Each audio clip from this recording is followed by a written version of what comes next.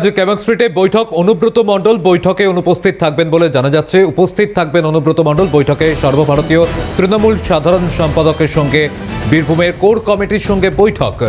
প্রতিনিধি রাজা সাহা আমাদের সঙ্গে রয়েছেন। রাজা, এই বৈঠক সম্পর্কে আর কি জানা যাচ্ছে? এখন জেলাওয়ারি বৈঠকে আজকে মুখ্য গুরুত্বপূর্ণ বৈঠক করবেন অভিষেক বন্দ্যোপাধ্যায়। আজকে ক্যামাক স্ট্রিটে আসবে বীরভূম জেলা কোর কমিটি। মুখ্য বিষয় একটাই যে আজকে তোমাকে বলি যে একেবারে অনুব্রত মণ্ডল তিনি যেমন আসবেন এবং একই সঙ্গে তোমাকে বলি যে একের পর এক বীরভূম জেলা কোর কমিটির নেতৃত্ব তারা আজকে আসবেন ক্যামাক স্ট্রিটে বৈঠক করতে। উদ্দেশ্য একটাই 2026 বিধানসভা নির্বাচন, সেই নির্বাচন নিজেদের ভোট ব্যাংকে আরো খুব বেশি পরিমাণে বৃদ্ধি করা। আমরা 2021-এর পরিপ্রেক্ষিতে দেখব বীরভূম জেলা একমাত্র দুবরাজপুর বিধানসভা ছাড়া বাকি সবকটি বিধানসভাতে কিন্তু জয় পেয়েছিল তৃণমূল কংগ্রেস। পরপর দুই লোকসভা অর্থাৎ বীরভূম এবং বোলপুর দুটিতেই কিন্তু বিপুল পরিমাণে জয় পেয়েছে তৃণমূল কংগ্রেস।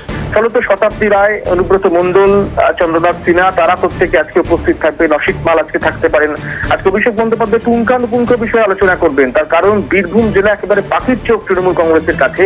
সেই জেলায় যাতে দুবরাজপুর আসনটিও তৃণমূল নিজেদের দখলে ফিরিয়ে আনতে পারে তা নিয়ে কিন্তু আজকে ঘুঁটি সাজাবেন দলের সর্বভারতীয় সাধারণ সম্পাদক বলে সূত্রের খবর। শুভদিন। বেশ, ধন্যবাদ রাজা।